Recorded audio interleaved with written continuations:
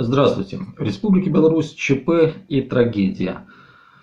Сегодня вечером в начале телеграм-канала, потом независимые средства массовой информации, наконец-таки официальные власти признали похищение и смерть офицера дорожно-патрульной службы ГАИ, молодого лейтенанта милиции. Если не ошибаюсь, молодому человеку было 23 года. Он был похищен в городе Могилев, это областной центр в восточной части страны. Приехав по вызову и на разбирательство ДТП, и потом в 18:27 прислал на Вайбер своим коллегам сообщение: срочно черная Волга, 3 цыгана, регистрационный знак русский. После чего он пропал. Вскоре был найден труп, причем, если верить сообщениям форума, то была прострелена голова, на руках наручники, пистолет был без одной обоймы. В стране действительно восприняли это как реальное ЧП и как более чем резонансное событие, потому что последний раз такие громкие преступления происходили в начале нулевых годов, то есть как минимум такого масштаба и такой наглости вещи, они, скажем так, не являются привычными для среднестатистического белоруса. С другой стороны, нетривиально также приняты меры. То есть мало того, что был объявлен план «Сирена» по самой Могилевской области, он также в остальных областях страны выставляются блокпосты на основных магистралях. То есть, на минуточку, по всей стране понемногу выставляют блокпосты на основных дорогах для того, чтобы проверять автомобили. Но теперь давайте подумаем над несколькими вещами. Первое, это что это было, то есть возможные причины. И второе, что из этого следует, то что будет, какие будут последствия.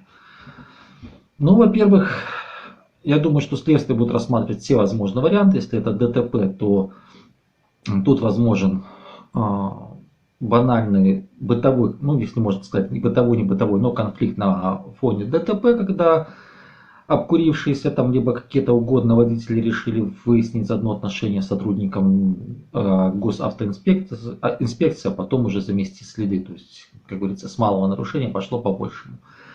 Это первый вариант. Второй вариант, это очень может быть, что это криминал, когда при осмотре транспортного средства сотрудник госавтоинспекции стал свидетелем, либо увидел что-то, что свидетельствует о более масштабном, более серьезном преступлении. Соответственно, преступники просто начали дальше защищать, как говорится, свои собственные интересы. На этом пути такая вещь, как жизнь рядового сотрудника, лейтенанта госавтоинспекции молодого, она ничего не стоит. И третий вариант, четвертый, еще два варианта, они более масштабны, более глобально касаются политики. Вариант номер 3 – это, возможно, провокация Российской Федерации. То есть, прошу прощения сразу за цинизм, очень может быть, что на живца испытывают систему быстрого реагирования белорусских силовиков, потому что, если помните, относительно недавно было похищение украинца Павла Гриба, которое произвела российская ФСБ на белорусской территории, и точно так же закинули в машину молодого человека, вывезли, он оказался на территории России.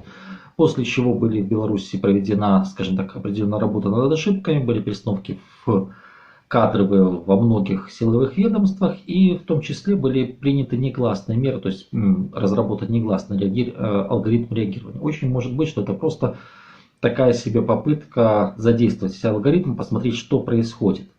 И кроме всего прочего, учитывая, что в Беларуси скоро начнутся европейские игры, такие спортивные соревнования, которые на уровне континента пытаются ввести в традицию, и учитывая, что они проходят в Беларуси, то есть для Лукашенко это является своеобразным таким фетишем и очень-очень важным событием. То есть это может быть просто также попытка расшатать ситуацию, каким-то образом дискредитировать так называемую стабильность Беларуси перед теми же самыми европейскими играми.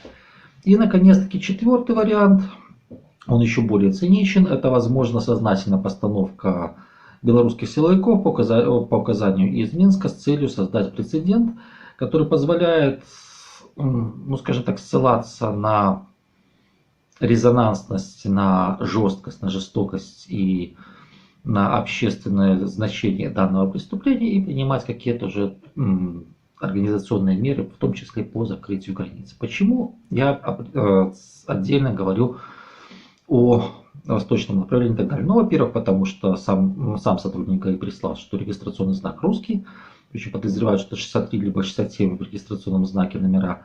Это, скорее всего, свидетели сказали. С другой стороны, граница с Российской Федерацией открыта. Если посмотреть информацию о белорусских средствах массовой информации, то достаточно, и те же самые криминальные сводки, то достаточно много, особенно и в последнее время, начали подчеркивать именно национальность правонарушителей, преступников, которые пытаются совершить преступления на территории Беларуси, приехав из других государств.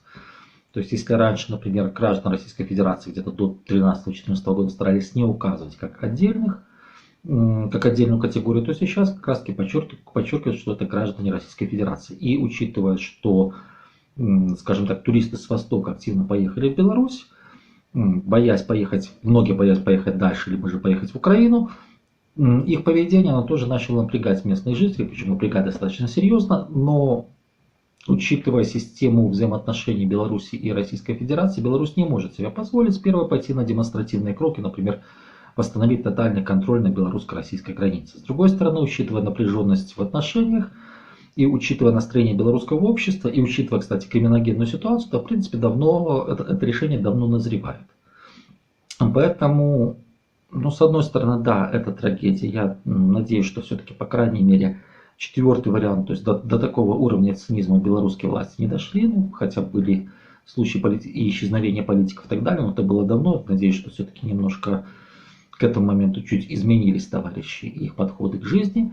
Но как бы там ни было, создавшаяся ситуация, она позволяет, с одной стороны, сделать выводы о системе предупреждения, расширения либо беспорядков, либо системе трансфера преступности хотя бы из области в область, те же самые блокпосты и так далее, то есть реагирование по всей стране. С другой стороны, это позволяет сделать организационные выводы, в том числе в области обеспечения безопасности приграничных с Россией областях. Потому что напомню, что система приграничной территории, она была введена еще в 2014 году, так тихонечко, аккуратно, спокойно. Но это система именно работы местных органов власти. Я думаю, что в принципе логичным будет и очень может быть, что на протяжении ближайших 3-4 месяцев мы увидим в том числе и явное проявление работы силовиков именно на приграничном направлении. А если говорить о негласной работе, то, ну, по крайней мере, тут не то, что предсказывать, тут можно только надеяться на то, что это негласная работа, то есть такие меры, они будут приняты и они будут достаточно масштабны. На этом у меня все. Поменьше негативных новостей, побольше позитива. Всего вам доброго. Удачи, радости. Чтобы не было угрозы, в том числе жизни, чтобы поменьше гостей уголовников приезжали в ваши города. На этом всего наилучшего. Видео понравилось, лайкайте, расшаривайте, подписывайтесь на канал. Удачи!